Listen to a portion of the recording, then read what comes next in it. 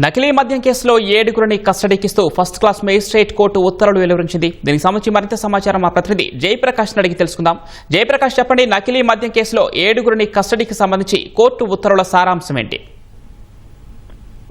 పవన్, ఈ రోజు విజయవాడ కోర్టులో ఎక్సైజ్ అధికారులు పిటిషన్ దాఖలు చేశారు. ఇందులో ప్రధానంగా 7గురు నిందితులను కస్టడీకి కావాలని ఎక్సైజ్ అధికారులు కోరారు.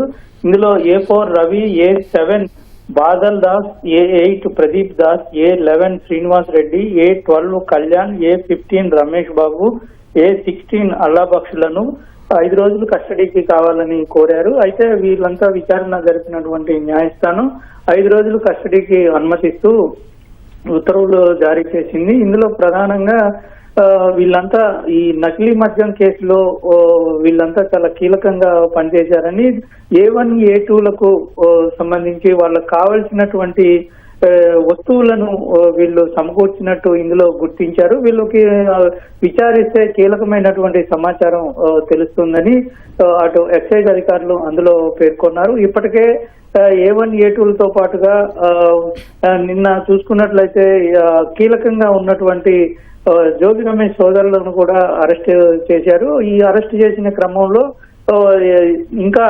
లోతైనటువంటి విషయాలను రాబట్టాలనే ఉద్దేశంతో ఎక్సైజ్ అధికారులు 7గురిని కస్టడీకి తీసుకుంటున్నారు. ఈ నిందితులంతా పలు చోట్ల పలు జైళ్లలో ఉన్నారు. అటు చిత్తూరు జిల్లా జైలు, అదేవిధంగా ఇక్కడ విజయవాడ జైల్లో, ఇట్లా మొత్తం 3-4 ప్రాంతాల్లో ఉన్న జైళ్లలో ఉన్నారు. వీళ్ళందరినీ తీసుకొని వస్తారు.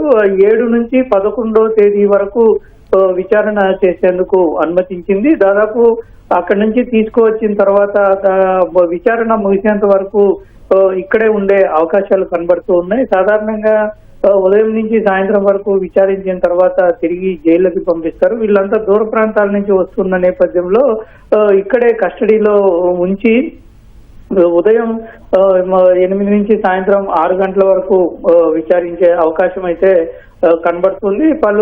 ఈ సిట్ అధికారులు ఈ 2 చోట్ల కలిపి, ఇటు ములకల చెరువు, అదేవిధంగా ఇబ్రహీంపట్నం కేసుల్లో కలిపి విచారిస్తూ ఉన్నారు. నిందితులు కూడా దాదాపు ఇందులో ఒకేలాగా ఉన్నారు. అంటే అక్కడ సప్లై చేసిన వ్యక్తులే ఇక్కడ మద్యానికి కూడా, నకిలీ మద్యానికి కూడా సప్లై చేసినట్టు గుర్తించిన నేపథ్యంలో ఈ 2 కేసుల్లో వ్యక్తులు దాదాపు ఒకళ్ళే ఉండటంతో అసలు ఎవరి ఆదేశాల మేరకు చేశారు, ఎంతెంత విలువ చేసే ఈ నకిలీ వస్తువుల్ని పంపించారు, ఎక్కడెక్కడ వాటిని తయారు చేసి పంపించారు, దీనికి ఎవరు దీనికి పూర్తి స్థాయిలో ఆదేశాలు ఇచ్చారనే విషయాలన్నింటినీ రాబట్టేందుకు వీళ్ళు కీలకమైనటువంటి ఆధారాలు తెలుసుకునేందుకు ఎక్సైజ్ అధికారులు ప్రయత్నిస్తూ ఉన్నారు. దీనికోసం ఒక ప్రత్యేక ప్రశ్నావళిని కూడా సిద్ధం చేస్తూ ఉన్నారు. పవన్,